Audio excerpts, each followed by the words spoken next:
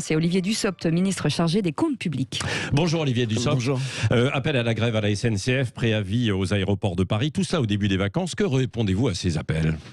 Je ne sais pas s'il faut répondre à des appels. D'abord, c'est un droit, c'est même un droit constitutionnel. Et jusqu'à preuve du contraire, je crois que l'ensemble des avions, l'ensemble des trains circulent. Ce qui est l'essentiel pour permettre aux Français à la fois d'aller travailler, parce que nous sommes dans une période de reprise, mais aussi à ceux qui sont d'ores et déjà en congé de rejoindre leur lieu de villégiature. Ouais. Nous sommes dans une période très particulière. L'État s'est engagé comme jamais. Tous ceux qui appellent à la solidarité devraient acter le fait que pendant les mois de la crise, l'État a été présent comme aucun État n'a été présent, en termes de protection du pouvoir d'achat, de protection des emplois, de renforcement des moyens des services publics et notamment de la santé. Et aujourd'hui, ce qui compte, c'est la reprise. Et par définition... Donc vous trouvez ça indécent, alors, tout ce qui est un frein à la reprise est une mauvaise idée. Je n'utilise pas ces mots-là parce que c'est un droit, mais je considère que l'essentiel, c'est la reprise et de laisser les Français profiter de l'été, retourner travailler et mettre la France sur les rails du redressement. Oui. Est-ce que c'est le signe aussi avant-coureur d'un automne social que les syndicats prédisent, notamment avec la volonté du gouvernement de mener la réforme des retraites ? Est-ce qu'il faut d'ailleurs vraiment, avant la fin du quinquennat, décaler l'âge légal de départ à 64 ans et le rendre immédiatement applicable ? D'abord sur ce point-là, rappeler un certain nombre de choses. Nous avons 42 régimes de retraite, illisibles et injustes. Injustes pour ceux qui ont des carrières dans le privé et dans le public, injustes pour ceux qui ont des carrières hachées par la précarité. Et la lisibilité et la justice du système doivent être les objectifs de la réforme. Il y a un deuxième point qu'il faut souligner, c'est que le système de retraite tel qu'il existe aujourd'hui n'est pas viable, n'est pas soutenable. Il était en déficit et la crise a aggravé les déficits. Donc la réforme du système de retraite est nécessaire. La question de quand faire cette réforme est posée. Et à cette question-là, c'est le président de la République qui répondra. Nous l'avons dit, répété, c'est une décision qui est importante. Mais vous qui êtes en charge des comptes publics, vous dites que c'est indispensable et qu'il faut le faire quand même assez vite. Quoi. Je dis que... Et sur un recul à 64 ans, ça ne vous pose pas de problème, vous, l'ancien homme de gauche, ou homme de gauche toujours ? Je dis que le système n'est pas viable aujourd'hui et que cette réforme devra être faite et que dans les différents aspects de la réforme, il faudra à la fois de la justice et de la soutenabilité qui soit accompagnée, qui soit aménagée. Laissons les choses se décider et s'organiser les unes après les autres. Je le disais, vous posiez une question sur d'éventuels mouvements sociaux. Je disais que la priorité est à la reprise et à la croissance. C'est ce à quoi nous nous consacrons aujourd'hui. C'est ce à quoi je consacre toute mon énergie. Mais Bruno Le Maire, à Bercy, dit quand même qu'il ne faut pas attendre pour cette réforme des retraites. J'ai entendu tout cela et chacun est dans son rôle, c'est très bien comme cela. Je le répète, ma priorité, c'est d'une part de faire en sorte que le plan de relance soit bien mis en œuvre et d'autre part, parce que c'est ma responsabilité, faire en sorte qu'avec la sortie de la crise, nous revenions à un niveau de dépenses publiques, à des trajectoires de finances publiques qui soient plus soutenables, parce que c'est aussi une façon de préparer l'avenir. Oui, parlons-en justement, l'ensemble de nos dépenses. Un mot sur le coût de la vaccination et des tests pour 2021. Est-ce qu'il faut cesser de rembourser les tests PCR dits de confort ? Cela fait partie des discussions et plusieurs membres du gouvernement avant moi l'ont évoqué. Aujourd'hui, nous sommes dans une situation où la vaccination est devenue facile. Il y a des doses, il y a des possibilités de rendez-vous et j'invite tous ceux qui nous écoutent à se faire vacciner. C'est la meilleure façon de se protéger soi-même, protéger les autres, éviter une quatrième vague et par la même occasion permettre à notre pays de continuer à fonctionner et de continuer à être sur le chemin de la reprise. Il y a des questions qui se posent sur le maintien de la gratuité des tests. Je rappelle que il y a très très peu de pays, 2 en Europe, la France et le Danemark, à pratiquer la gratuité totale des tests. C'est un immense avantage et nous l'avons fait, nous l'avons décidé, car la capacité à se tester est une part importante de notre stratégie de prévention du Covid. Mais cet été, ils vont rester gratuits ou pas alors ? Nous avons d'ores et déjà annoncé, le porte-parole du gouvernement le confirme ce matin, que pour les touristes étrangers, il y aura une participation qui sera demandée. Nous n'avons pas encore décidé ni du calendrier, ni des modalités d'une éventuelle participation, et je dis volontairement éventuelle participation pour les Français. Ce que je dis, mais ça pourrait se faire cet été quand même. Ce que je dis, c'est vaccinez-vous. Vaccinez-vous, vaccinez-vous. Il y a de la place. Il y a des rendez-vous disponibles, il y a des créneaux disponibles. La vaccination est accessible. C'est la meilleure des protections. Et nous le savons et nous le pensons d'autant plus face à des menaces comme le variant Delta. Parce que ça représente combien l'ensemble en fait des coûts ? L'estimation que nous faisons pour l'année 2021 pour la campagne de vaccination, entre l'achat des tests et l'organisation de la campagne, c'est autour de 5 milliards d'euros. Et pour la campagne de tests, c'est aussi autour de 5 milliards d'euros. C'est ce qui m'a amené à annoncé il y a 10 milliards jours, au total donc pour 2021 uniquement sur la vaccination et les tests, et cela explique d'ailleurs une partie de la dégradation du déficit de la sécurité sociale en 2021. Cela représente 10 milliards d'euros, vous avez raison de le souligner.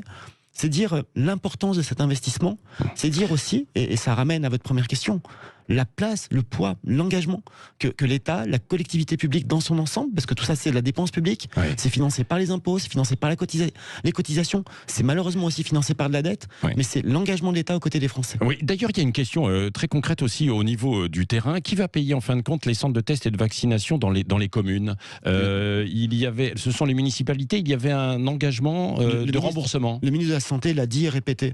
Il a dit et répété que des fonds ont été délégués auprès des ARS, les agences régionales de santé, pour participer au financement des centres de tests et de vaccination mis en place par les communes. Bon, mais c'est pas décidé à quelle hauteur, etc. Parce que non, mais moi j'ai eu beaucoup d'élus de terrain qui me disent finalement c'est nous qui allons payer, alors qu'on nous avait dit qu'on allait nous rembourser. 3 points, pardon, c'est un peu long, mais il y a déjà 120 millions d'euros qui sont fléchés, et nous regardons si c'est nécessaire ou s'il faut en ajouter.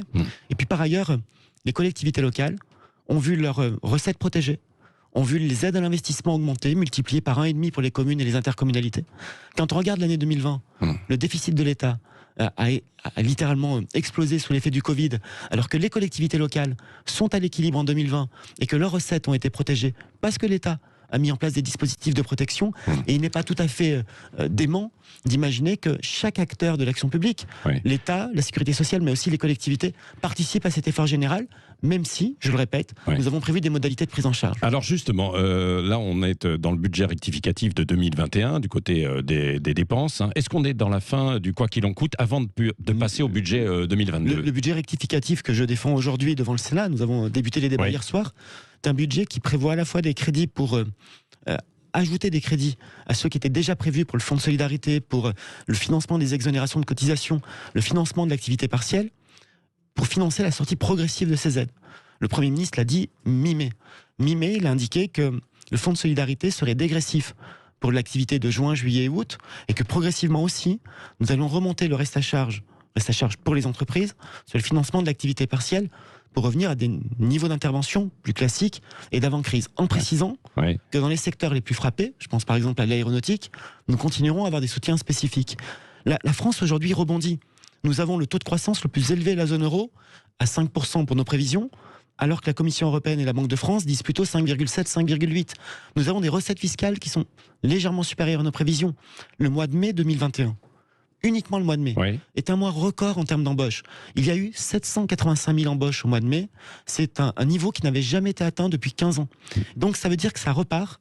Et lorsque ça repart, lorsque les entreprises n'ont plus de contraintes, et progressivement nous allons vers la levée de toutes les contraintes, il n'y a pas de raison de maintenir des aides exceptionnelles. Alors là où il y a des contraintes, nous maintenons des dispositifs. Là, il y a une rallonge de 20 milliards, c'est ça, c'est 15 dans le milliards. budget. Alors, pour être très précis, c'est 15 milliards et demi pour les aides d'urgence. D'accord.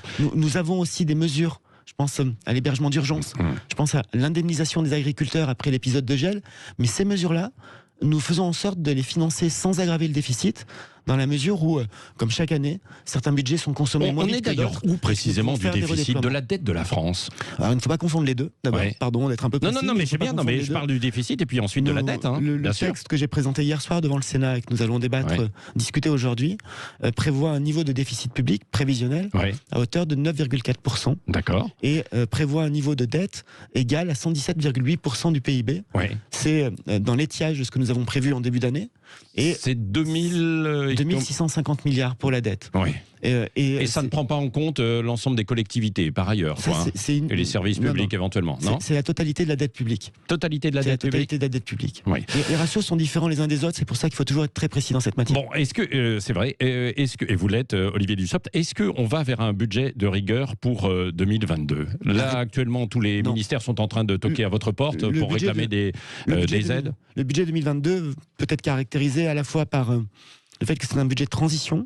C'est le retour vers la normalité budgétaire, parce que nous devons retrouver un niveau plus soutenable de dépenses publiques, mais c'est aussi un budget de relance. Et le budget 2022 va permettre à la fois au ministère de financer des priorités, telles que nous les avons définies au début du quinquennat, de financer les engagements du président de la République, mais c'est aussi le budget qui permet la mise en œuvre du plan de relance, qui, je le rappelle, est prévu pour durer 2 ans, 2021 et 2022. Donc nous sommes très loin de l'austérité, mais vraiment très très loin. C'est un budget alors, c'est un budget de quoi alors C'est un budget, je le dis, de transition, de retour à la normalité et d'accompagnement de la reprise économique. Bon, Et d'accord. nous aurons Donc, pas de... l'occasion de le présenter au mois de septembre. Donc là aussi. Non, mais vous travaillez actuellement. Laissez-moi le temps de travailler. Non, mais justement. c'est vrai. Et la fin du quoi qu'il en coûte, en tant que tel, c'est pour la fin de l'été, quoi. Hein. C'est à la fois la fin de l'été pour les mesures d'accompagnement. Je précise malgré tout que nous avons prévu de faire un point fin août pour voir quelle est l'évolution de la situation épidémique. Mais tout au long de cette année, tout au long de la totalité de l'année 2021 comme 2022, je le souligne à nouveau, c'est la mise en œuvre d'un plan de relance à 100 milliards d'euros sur 2 ans, avec des financements majeurs. Vous dites, est-ce que ça va être l'austérité ? Il y a quelques chiffres qu'il faut avoir en tête. Le plan de relance, parce qu'il faut toujours prendre des exemples concrets, il permet de financer la rénovation de 2000 écoles dans le pays. Il permet de financer la création de 80 maisons de santé. C'est aussi des changements quotidiens pour nos concitoyens. Oui, dites-moi, vous êtes un enfant de la gauche, Olivier Je suis un homme de gauche qui participe à ce dépassement que le président de la République a initié. Bon, Yannick Jadot qui se présente du côté d'Europe et l'écologie Les Verts et primaire. Il n'est pas le seul. Oui.